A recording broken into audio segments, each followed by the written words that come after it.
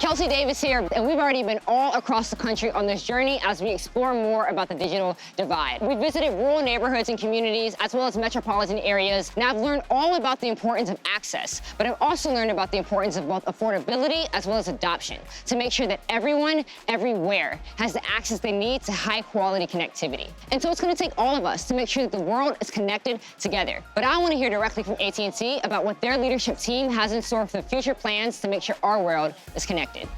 I don't think there's anything that makes me prouder and feel better than to watch not only the company investing at record levels to make a difference to connecting Americans, but then watching our employees get behind it and how they give their free time and their discretionary opportunities to give back to the community. The element to closing that digital divide is making sure that people have access. So at these connected learning centers, enable us to invest in digital inclusion, digital literacy, and other learning resources for families so they can be successful. AT&T is leading the way when it comes to creating the infrastructure that's needed to make sure that we can all connect in this modern day world. But we also need to be connected on the ground. And that's why grassroots organizations and people are so important to get us directly connected to our communities. We have kids that have opportunities and some that don't. We've got some kiddos who were doing their very best to stick with it, but maybe it was on a cell phone when they really need a laptop.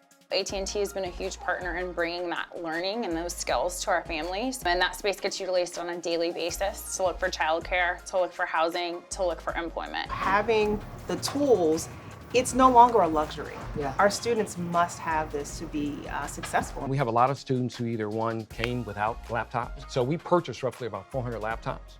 And then we loan them out. It makes a big difference. We do work for access, really to get online. We do work for affordability and adoption. We're delivering courses today and on a weekly basis, but we're working to actually give computers to individuals who don't have them at home. It's not just here in Dallas, it's throughout the United States. We brought a gift. Guys, we have a big surprise. Here is a laptop. Oh my gosh.